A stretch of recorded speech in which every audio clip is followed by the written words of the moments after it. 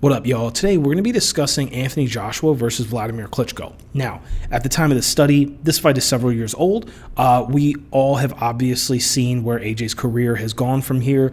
Some highs, some lows. But Klitschko, at the time of this fight, he was extremely dominant presence at heavyweight. He was running through folks in the division. Now, physically, both of these athletes were about the same height. So I believe it's somewhere around 6'6". So there wasn't too much of a height discrepancy between the two. However, AJ was able to use a lot of short king strategies, and these strategies were able to either shut down Klitschko's game or otherwise manipulate Klitschko on the way to AJ getting the win.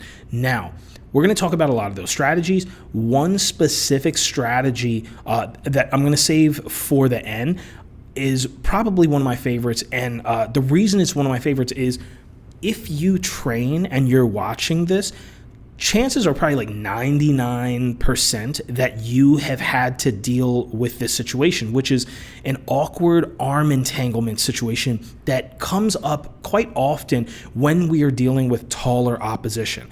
Now, AJ dealt with this awkward arm entanglement position, and he showed dang near textbook ways of getting around it and otherwise shutting it down. So we're going to talk about that again. Stay tuned to the end because we will save it for the end, and we'll get into that. Now, last thing before we jump in, guys. If you guys are watching this on YouTube, you guys can peep the full version via the link below in the description. It's going to be on the Patreon, patreon.com/boringbreakdowns. Let's go ahead and jump in. So let's first talk about the importance of working the body. Now, listen, if you're watching and you've watched some tall guy work before or dealing with tall guy work before, you should know at this point how important dealing with the body is if you're trying to get in on a taller athlete. Now, as important as this is and how as commonly talked about as this is, it's still something that a lot of folks around the game tend to ignore. But this is one of the main ways that the highest level guys eventually open up shots upstairs. Now, let's check this segment out, and I want to talk about from both perspectives. Let's first talk about Vlad. So from here, Vlad is going to show a jab as he steps in. He shows another jab with my students, I call this crack the egg, break the egg. First jab is cracking the egg, and then that second jab is trying to break all the way through the egg. Now, from here, AJ is going to show his own jab, and Vlad is going to get underneath it. Now, look what happens at this next point here. This is really important. Look at the immediate defensive pattern that Vlad has. This defensive pattern we're going to talk about it a lot more, especially when dealing with the body, because tall guy defensive pattern 101 is what we are about to see. Let's look at this.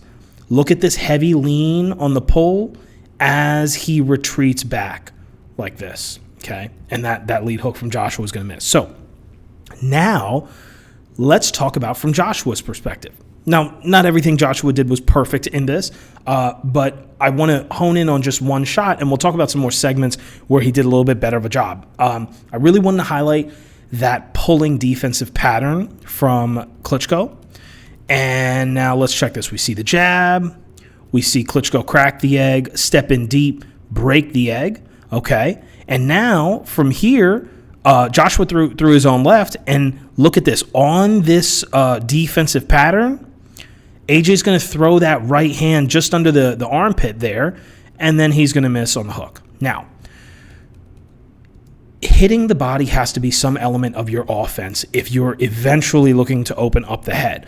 Now, was this a perfect sequence from AJ? No, he got touched a little bit. Some of his shots missed. Okay, all good. But that right hand to the body underneath the puller here is one such target that I'm referring to that's available when guys are going to pull, especially when they pull with that lead arm extended. Let's check out another segment. here we're going to see two examples. The first example is very similar to the previous segment. It doesn't land terribly clean, but you can just see what Joshua is going for. So let's check this. We see Vlad in the low guard. That jab from Joshua comes in. Vlad is going to slip. And again, immediately he's going to start pulling away. Guys, this pattern is dang near in the DNA of most tall guys. That doesn't mean it's wrong, by the way. I'm not trying to make a case that Vlad is doing something wrong. But if you guys are tall folks watching this, don't think, one, I'm hating on you, or two, that you should abandon this. However, as a taller athlete, by the way, tall folks, if you want me to start putting some workout showing Tall King game, holler at me, comment down below. Now, I'm not saying it's wrong, but you need to understand how these patterns can get beaten and then how to counter the ways to beat your pattern. So let's check this. Pulling, lead arm is out. We see Joshua is going to throw. It kind of hits like behind the shoulder right there. Again, this is the type of thing that clearly was in the game plan. Now, let's check out another example just a couple seconds later. We're going to see AJ is going to throw a jab to the head, and we see, obviously, Vlad has that distance to slip. And now look,